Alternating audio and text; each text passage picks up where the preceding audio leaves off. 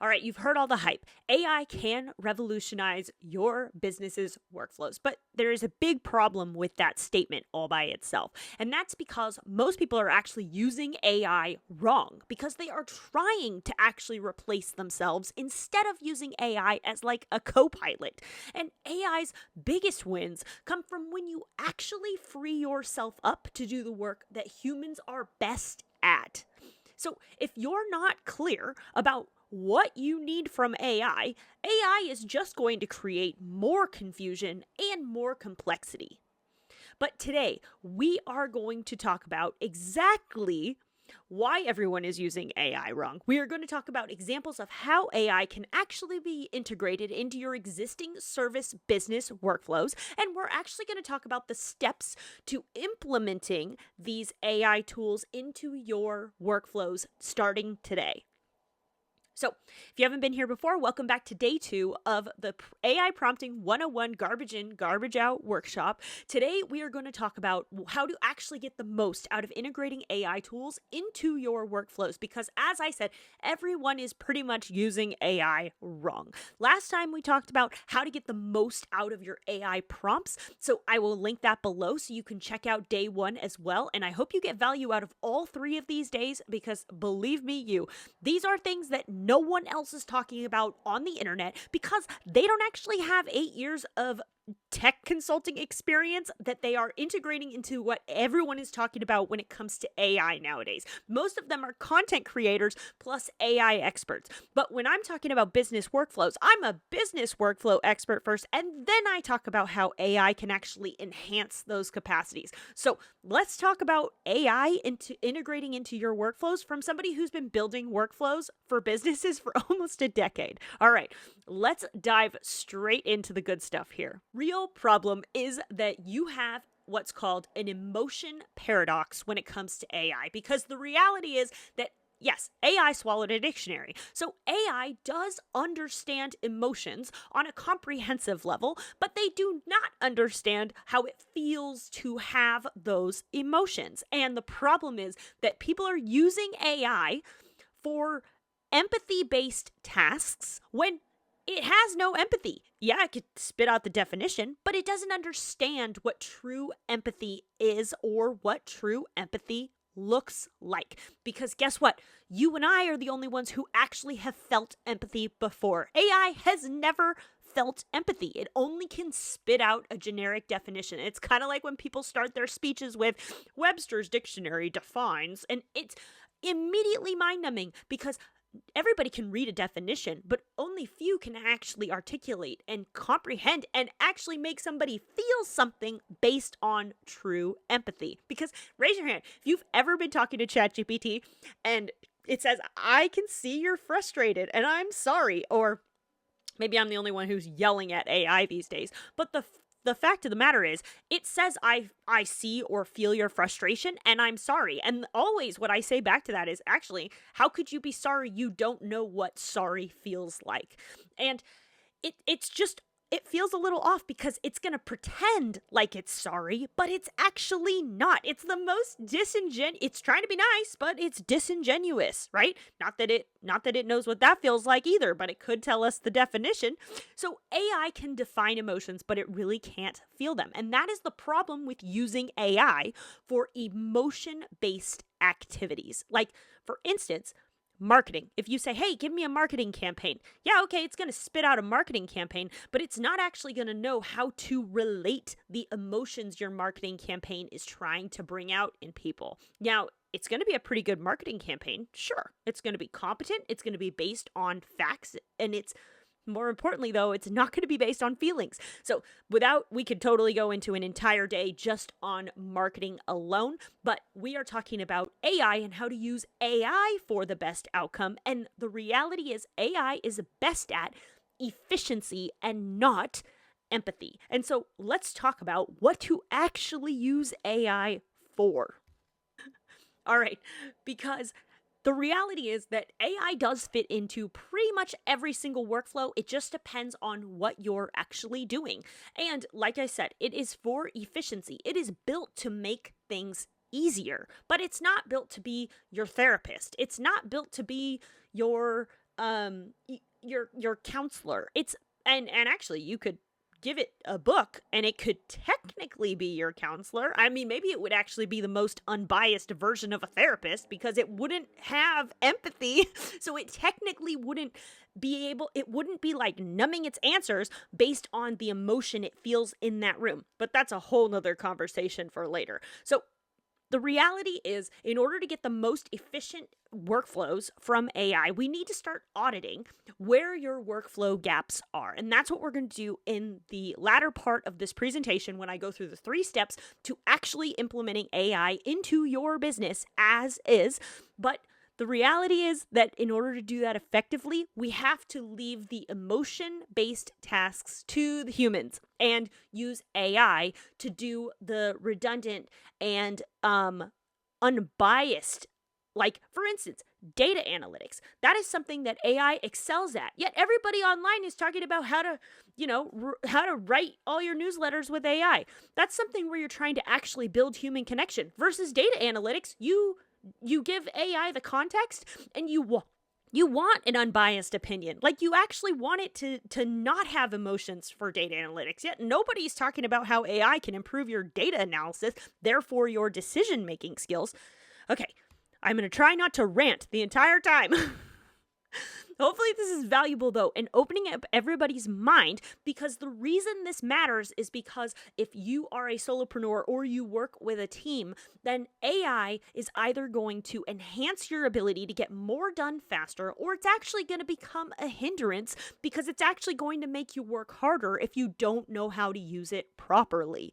Because efficient workflows are not all about humans using technology. The most effective workflows that I've built for many businesses in a multitude of industries all come from when humans and tech solutions actually work hand in hand seamlessly, and the contribution between the two counterparts is actually seamless as you move through the workflow. Now, that sounds a little ambiguous, but the reality is that, for instance, if we're looking at like a marketing workflow, first you build a campaign, right? You're going to build an ad or something. So you need technology to distribute this ad, and you're going to need technology to gather all the people that click the link and do the thing. But then immediately, once you actually have somebody in your vicinity, then you don't want to just send AI out there to send some generic response to this person. You actually want to touch base with them as a human and make them feel valued as a customer. So that in and of itself is where technology is working with a human to actually derive great results. Just an example off the top of my head, there are plenty we could dive into.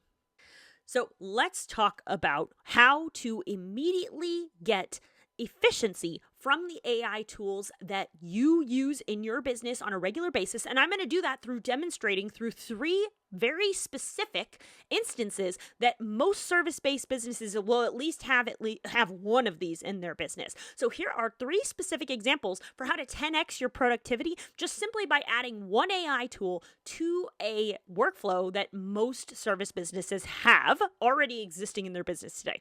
So the first one is meeting productivity, because how many salespeople do you, and oh my gosh, the number of times where there was a company that said this to me, if I had a nickel, I wouldn't have to work anymore. So salespeople are notorious for not wanting to put notes in the CRM. And so I actually made a separate training on how to 5x meeting productivity, and I can link that somewhere around here so you guys can actually watch that. If this is something you struggle with in your business, service-based businesses usually have a lot of meetings in them, and I went deep into that because it's an entire topic all by itself. But how to actually get salespeople to, like, seriously, getting salespeople to put notes in the CRM is like pulling teeth. Anybody who has a sales team is going to agree and know exactly what I'm talking about. If you've never worked with a sales team, you're going to be like, oh, she's just making that up for her example. The fact of the matter is, salespeople do not want to put notes in the CRM. Now, it's debatable whether or not they want to do this because they don't want other people to read their notes, or whether they're just this lazy. A lot of people are going to argue that till they're blue in the face. To me, as the workflow designer, I don't actually care. So let's eliminate the task altogether, because there are note takers like Otter AI, Bubble, I think one's called Phantom, Super Normal. There's all these different tools where when the meeting is going, it's not only being recorded, it's also being transcribed. And after you're done, there's immediate follow-up action items. And in the in that productivity training, I actually show you how you can then take those action items and immediately have AI do the efficiency part of the workflow and create tasks in your CRM for your team. And they do nothing. All they do is show up to the meeting, be human, and do the human things. And then you let AI in the background do all the admin stuff and make your meetings that much more effective. Because imagine how it was before. You'd have an hour-long meeting, right? And then you'd probably spend at least 2 or 3 hours after the meeting not only tracking the tasks, putting the tasks in your task management system, then also doing the work, right? Because you have an hour long of talking to your client about the work you're going to do. So then, God forbid, you have to do that work. So by the time you're done with all of that, you've actually spent probably 2/3 of the time doing the work, but 1/3 of that time just task managing the work you're doing. And so if you actually use AI to eliminate that altogether, all you have to do is show up to the meeting, be brilliant, and then look at your tasks later. So it completely cuts that time. I mean, in half is an understatement. So that's one real world example. Another one, though, say you're not a person who has a lot of meetings. This is something that everybody deals with, which is customer service. So a customer service person probably answers the same questions, like, if you have a consistent theme with either things that people just don't get or people always need help with, then what you need to do is stop answering the same question over and over and over again. Create what's called a knowledge base. Now, level 1 of this is you have articles online, or like the Zapier community, where people go and they ask questions, and then there's articles and think pieces on how to solve those problems. But the next level of that is you create a chatbot. So yes, you have that knowledge base, but then you take the knowledge base, put it in the chatbot, and the chatbot is able to audit through all of the articles in the entire database. So people are actually just able to ask questions, and then the chatbot spits out the answer based on the knowledge base that you give it. Now, this can look in 2 different ways. One is customer service. You could be outwardly facing this to your customers so that if they need a tech support line, then they're talking to a robot, and you can make that clear. But the robot is probably going to be able to help you better than the person can, because it can actually audit more information faster than a person can. But there's another way that people totally forget. This could be internal too.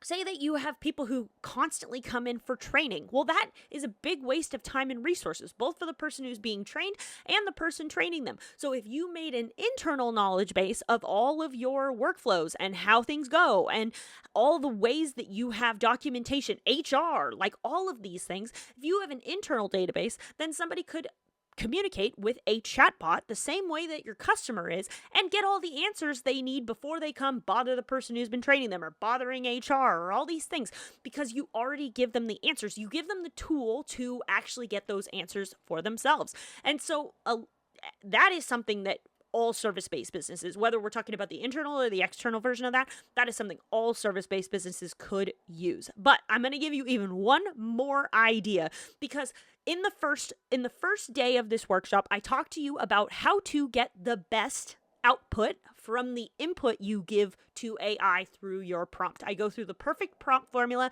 and again, that's linked below if you actually want to watch that, because frankly, even if you use just one of the 5 secrets I give you, your prompts are going to turn out better. But here is another way to use AI that no one is talking about, because everyone's talking about, okay, how do we get more from AI as you're using it? But what if you actually took the work, once your work is done, say this webinar or workshop or whatever. So I take the video and the transcript and everything from this workshop. I give that to AI. So you take one idea, one concept, one training, and then you say to AI, hey, break this up into a couple 8, so this will probably be about 40-45 minutes.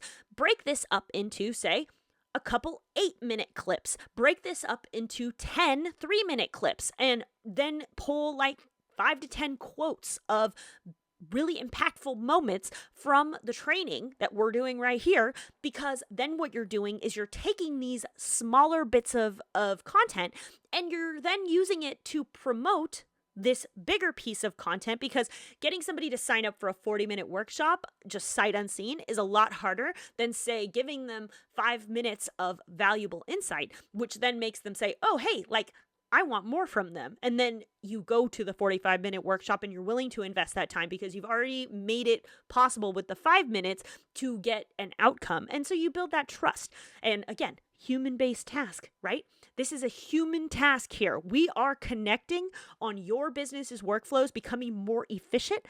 And yeah, I could send a robot in my place, but it's not going to have my personality. Let's just face it. So that is a third way to take one idea and absolutely turn it into 50 ideas, because the concept of repurposing your content is really great as long as it doesn't drain your workflow. So how can you use AI to do that? You can ask AI to point out some of the most impactful pieces. And, for instance, I actually was playing around with this earlier, where I gave it the first day of the workshop and I gave it the link to the video. And I actually was asking it to also give me timestamps.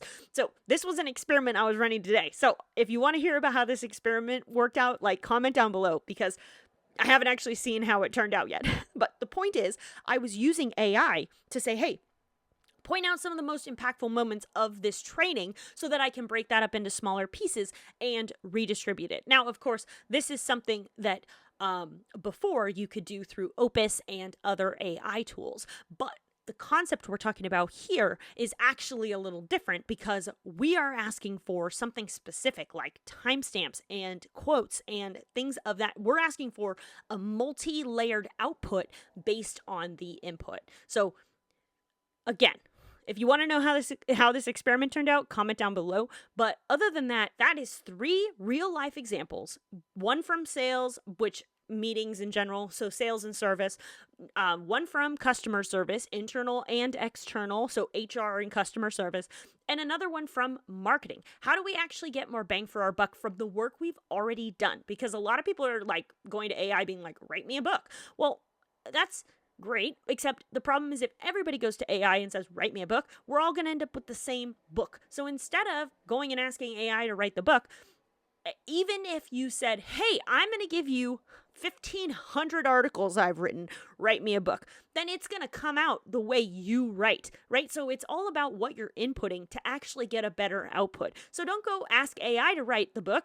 Then that means AI is writing the book. So how do we get AI to help you write the book? And that's where, when you take one video, one concept, one idea, one article, one newsletter that you've written and say, hey, we're going to turn this into 50 different pieces of content, then you're taking your input and creating more of your output from your input. All right. Real life examples. Now let's go into actually how you're going to, the 3 steps to actually getting these results in the workflows that you have yourself right now in your service business. Because now that we know we're all using AI the wrong way, meaning we're trying to use it for emotion-based tasks, when really it could be used completely efficiently and effectively for just the admin, repetitive, redundant, non-emotion based. It could be thinking based, like for instance, data analytics. That's highly cognitive. However, it's not emotion based. And that's actually something really important with data analytics, but that's, again, another video for another time. So, but we've also looked at some real life examples of what this looks like in real life. Real life workflows, real life business circumstances where AI could easily be inserted into the workflow and make everything that much more efficient and effective. And not in the way people think. It's the background noise. It's like something that's happening, like the training, like when you're riding when you're young and you're riding a bike with training wheels, yeah, it's saving you from falling over, but it's not the mechanism of the bike. It doesn't stop you from going forward or not. It just helps you along the way. So now let's talk about the 3 steps to actually doing this for yourself. And I promise you that this is 1, going to be different than you're already guessing, and 2, like I said, from my experience of building business workflows and enterprise architecture, which that's AKA means building business infrastructure online,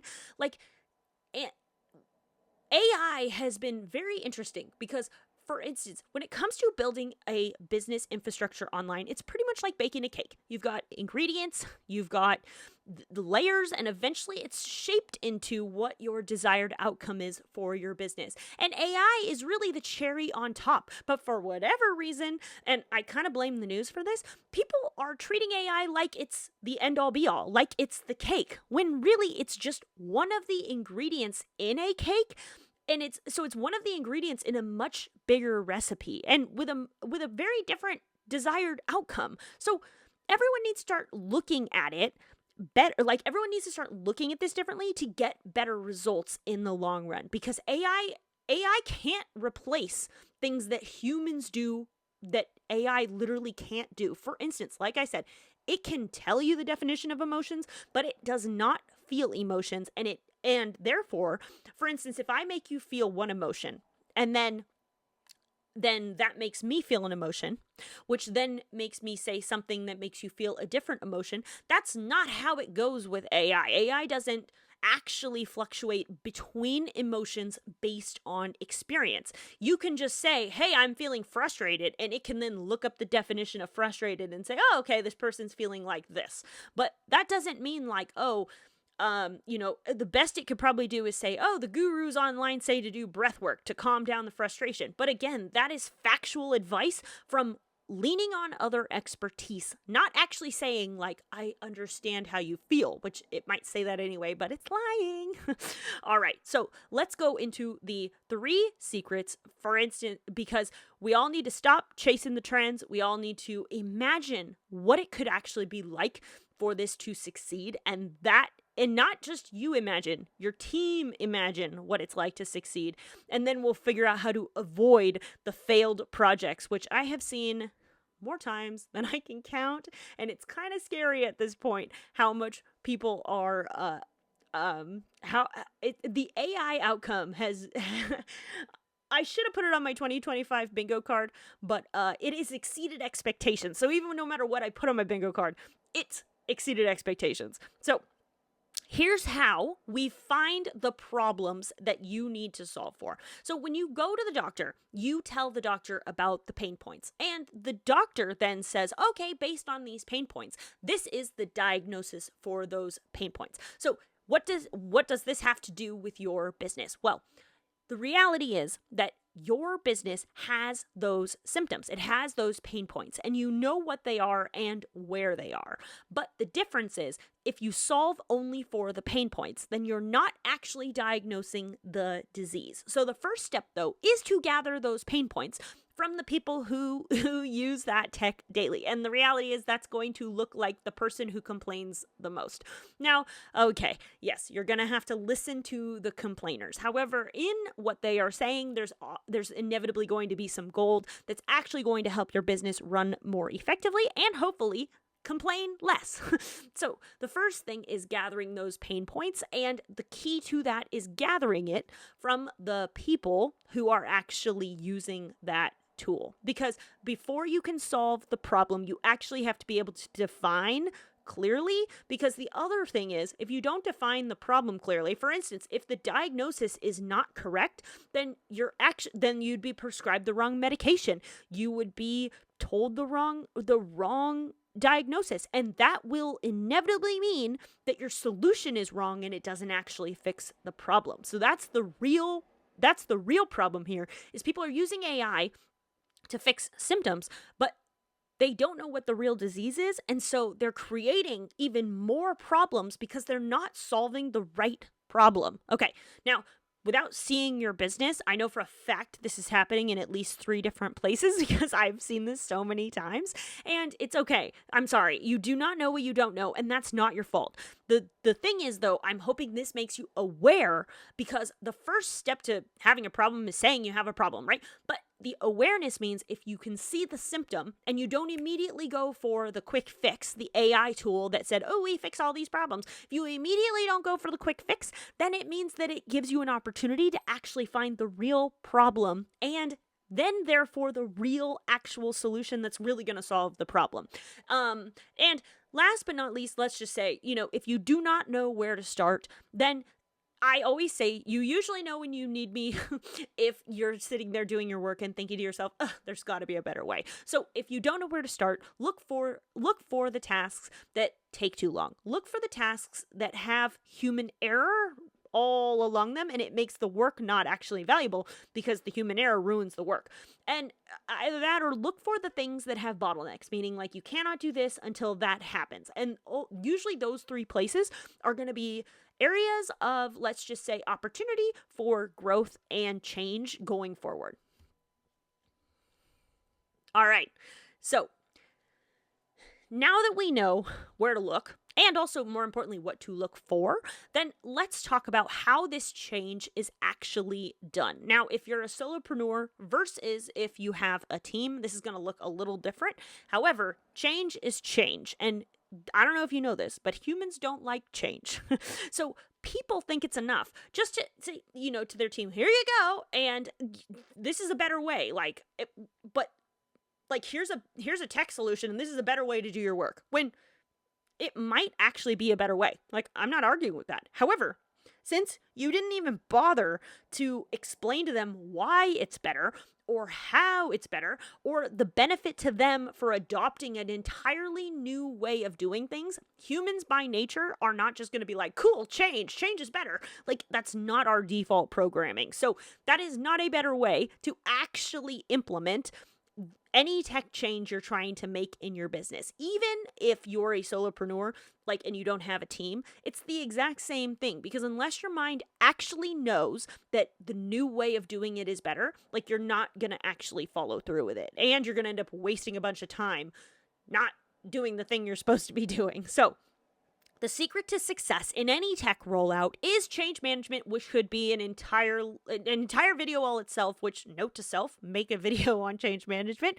But here are some of the high notes of how to actually do an effective rollout for your tech based on actually implementing the best practices for change management. Because the first thing, like I said, is identifying the problems. Now, the key to identifying problems is actually to ask the people who use that tech. And the one thing that happens when you actually ask people to identify the problems is they feel heard. Immediately, you're going to get emotional buy-in from your team if they feel heard. You don't have to listen to them. I mean, I suggest you do, but just because somebody says something doesn't mean you immediately do it. But the point is, if you don't let people feel heard, then they're not actually going to buy into the solution you're giving them, because they don't feel like you even contemplated what they said was the real problem. Like I said, you could come up with a totally different solution. It's your business, your decision. However, if you don't at least make people think you heard them, then they're not actually going to be listening to you when you say, here is a better way. Because you can then say, I heard you. Here is a better way based on what you said. And it's immediately going to get people to actually listen to your outcome. Like I said, whether you actually listen to them and take their advice or not, just be opening to listen. Just open a line of communication. Simple as that. The second thing is, if you're able to actually demonstrate the solution, so marketing 101. If you're trying to sell a trip to Hawaii, you don't talk about how you're going to have to get up early. The security at the airport really freaking sucks. The plane flight's kind of long. And also, if you're going to go to one of those small islands, they make you get on one of those really tiny planes that's held together with duct tape and hopes and dreams. So you don't tell them about that. You tell them about the sunny beaches and the pina coladas and the lovely weather and all of the tourist attractions. You don't tell them how all the sucky things they have to do to get there. You tell them how it's going to look once they're there. So if you're able for your team to demonstrate what the Paradise Island looks like for them when this new tech is rolled out, then people don't immediately shut down what you're trying to give them for their betterment. But if you're not actually taking the time to tell them why it should matter to them, then it won't matter to them. And this is, again, marketing. Marketing 101. Whether you're talking to a customer or whether you're talking to your team, it's all marketing. It's what you say to get somebody to either behave in this way or not behave in that way. That is marketing. So the if you're able to, for one, if you're able to have influence over your customers and your internal team, you have no influence over your internal team, then you're not actually a great marketer. It means that you either got lucky, or your team or your customers are really telling you what you need to know. So regardless of all of that, if you're able to demonstrate what it looks like when this new technology, whether it's AI or not, automation, AI, all integrations, all of these things live in the same bubble. If you're able to demonstrate clearly to people what it looks like when it's implemented, then they are, one, going to be listening to you, open to the change, and when it comes, they're going to be excited about it. Because when you're sold a trip to Hawaii, you're not excited about going on the airplane, but you're excited about what's going to happen when you get there. So make sure that people know what's going to happen when they get there, even if there's some pain to getting there. So the last thing is define that outcome. And I did use that in the example of demonstrate the solutions, where if you're able to paint the Paradise Island, then it's going to be something that people, there's this quote by Brendan Burchard that I really love. People will support that which they help create. So if you're able to create a circumstance where people are supporting what they're creating because you're enabling them to, then 100%, not only is the solution actually going to be more effective, but it's going to have more adoption. The number of times I built tech solutions where it's not like I didn't tell people this information, right? Like, it's not like I sat there and said, oh, good luck with your change management. No, I said, okay, here's what you need to do to actually effectively implement the tech solution that we just built for you. And then they didn't listen. And those solutions were like, became the quote of, if a tree falls in the woods, does anybody hear it? Because the reality is they just sat there and nobody used them. But if we were able to actually do the change management ourselves, then I implemented this system, and I kid you not, I mean, it was night and day. Like, one would get 90% adoption rate and the other one would get 10. So if you're able to actually win the hearts of the people in your business for why this change is actually going to help them, then you're going to have a better adoption rate, and it's going to have a better outcome for your business. So always, here is the last little bit of how to actually implement better tech solutions in your business. And that is always open a line of communication. Like a Slack channel, a dedicated email address, even support tickets. If you have a ticketing system, just do some internal tickets. I promise you, if you give people on your team, or, for instance, like if you're a solopreneur, a notepad to mark down the problems, if you're able to give an outlet for communication, an open line of communication, I would seriously bet you money that by having the open line of communication, you're going to get 10 times less complaints than if you don't open that line of communication, because people will be more of their own problem. This is kind of a funny fact, but I've seen it so many times. People will actually be more of their own problem solver if you give them a way to solve their own problem. Like, they actually won't use the open line of communication. They'll be like, well, it's nice to know it's there, but I'm going to fix it myself. Versus if you don't give them a way to follow through and follow up with communication, then those are the ones that are actually going to vocalize their dismay the most. So it's really interesting. Just by creating a way to listen to people, they actually will say less. Humans are very interesting creatures. So this is also why I know AI cannot actually replace a human, because we as beings are incredibly complex, and even AI with all of its super computing strength, it still would be like ... like loading, that loading sign, because it'd be like, I don't get you guys.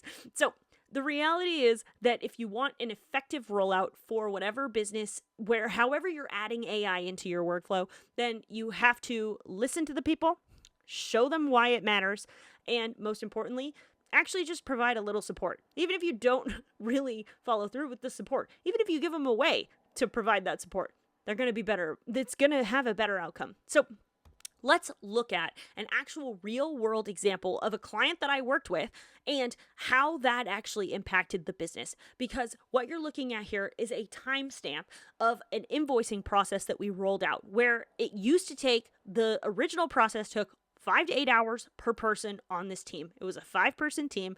It took them about 100 hours a year to do this process. And that's just some harsh rounding on the math. But for argument's sake, let's just look at what happened when that process then only took 1 to 3 hours per person for this 5-person team, which means that it went from about 100 hours for the year to 36 hours, or let's round up to 40. So it went from 100 hours per year to 40 hours per year. Okay, just us looking at that as numbers, right? So that is a huge, it's down 60% on the amount of time that's being spent on a process that everybody hated. Because when everybody was talking to me about it, this is how you know you need me. When people are talking about the process and you can feel how angry they are about it when they talk about it, they're like, this sucks. So if that's something that's going on in your business, 100%, there is a better way to do that work. The thing is, you just don't know how to do that work, or you don't know how to design a better way to do it. And also, humans, the whole change management thing, even if it sucks, people are more comfortable staying in the unknown bad rather than venturing into they're more apt to stay in the known bad rather than venture into the unknown potentially better. And that's this thing with humans and change. We're not big fans of it. And so just simply, and actually this is kind of funny too. So when we rolled out this new process and it went from, as you can see from this timestamp here, it went from, for this person, 4.5 hours down to 1 hour. It was really funny. The boss's feedback was, I think you made it too simple because people don't actually trust it. And I was laughing at that because I was like patting myself on the back because obviously like my magic worked. But what's really funny about that is the humans in the situation did not actually believe the technology could be that painless. And the reality is, in your business, the same thing applies. Like, this doesn't have to be painful. However, since you've never seen a better way, you don't actually know how to find a better way to do it. You only know how the painful way looks. And so so this is just a thought.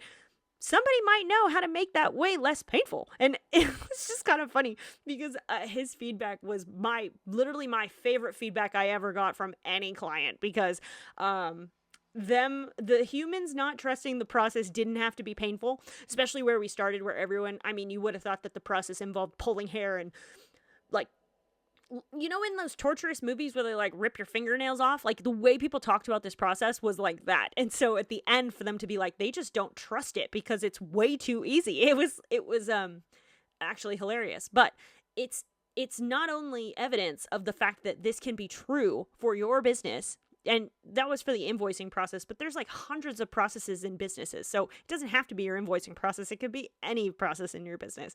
But it is just proof that since this can happen for somebody else, this can happen for you too, and your business too.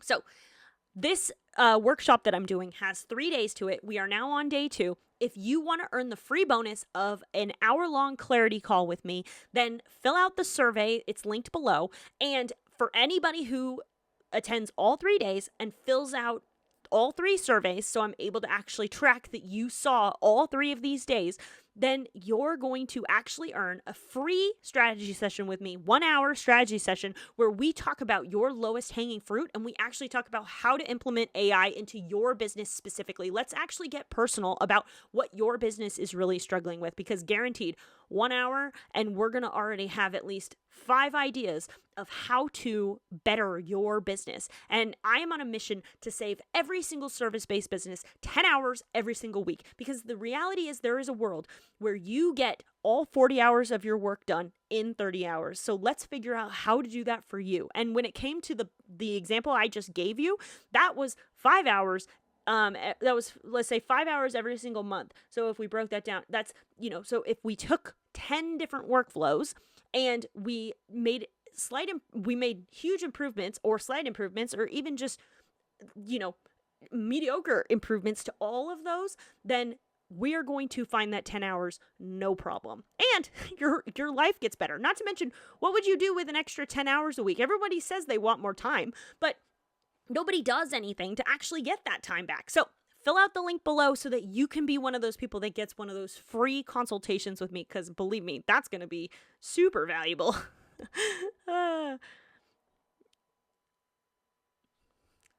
So before we wrap up here, let's just talk about So before we wrap up here, let's just talk about the biggest takeaways, because I want to hear down below in the comments what you found the most impactful from this entire workshop. Not to mention, if you want to sign up for the last day of the workshop, that link is down below as well. And if you want to watch day 1 of the workshop, that is linked below as well, because I want this information to be out there. I want people to actually start using AI better, because then if you're using AI better, then we can actually work on building your business system and growing and scaling your business. Because the problem is, if you just have a huge mess, then we have to spend a lot of time cleaning up the garbage, instead of, if you're actually efficient but not as effective, then we get to grow and scale at the same time, instead of just cleaning up nasty data, or there are levels to this, let's just put it that way. So don't forget to fill out that survey. It's the only way I'm going to be able to know who attended all 3 days and wants that free day with me, or free hour with me.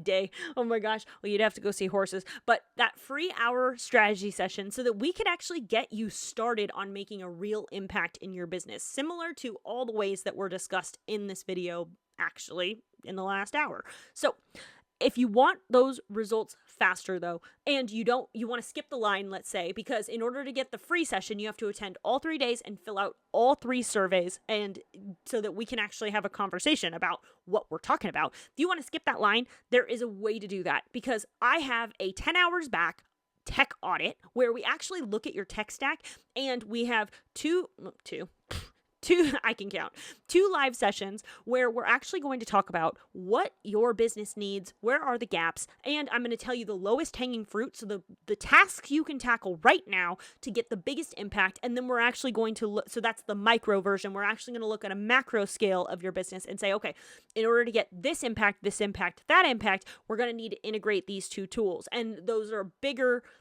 They take longer. They're not things we can do overnight. However, once you have your list, then you already know exactly where your path needs to go, so that you can grow and scale seamlessly. Because the thing that people forget when it comes to their tech setup is that if you don't build your tech setup with the plan that you're going to grow and scale with your business, like with the plan that your business is going to get bigger, then you're inevitably going to hit a bottleneck, because the way you built your tech was only built for you planning on staying at, say, 10,000 a month. 20,000 a month is actually much more volume. The business looks completely different when you get there. And so the reality is, if you build your business for 10,000 a month and you did not leave any room for growth, then when you get to 20,000 a month, you're going to be in serious pain and be like, oh my God, help me, save me, because your tech didn't actually plan on growing with you. So just like you're an expert in the work you do, bartenders are experts at the drinks they make, and, doctors are experts on the human body, tech consultants actually specialize in knowledge. Zapier has kind of done everybody a little bit of a disservice, making everybody think like, oh, I can do it myself, which for the simple stuff, like, yeah, totally, go for it. But if you don't actually know some of the things that I've experienced over the last decade, which I could never do an hour-long video and teach you about, then you don't realize that, for instance, there was this one client that came to us and they were feeling some pain. And as it turns out, what they had built had been deleting their contacts for a year. So the problem is, and that's actually a true story. So the reality is that, yes, Zapier enables you to do the little stuff well. However, once your business gets to a point where it actually needs tech infrastructure to support how it functions, then that means that we need to figure out how to solve for those problems specifically, and we need to do it to the best of our abilities, because building technology that works against you is like a silent fart. It's silent but deadly. Well, and that is a mic drop way to end this day. So links are all down below. You know what to do. And let's have a conversation in the comments. I want to know your biggest takeaways, your biggest struggles, your biggest questions. I'll see you guys in the next one.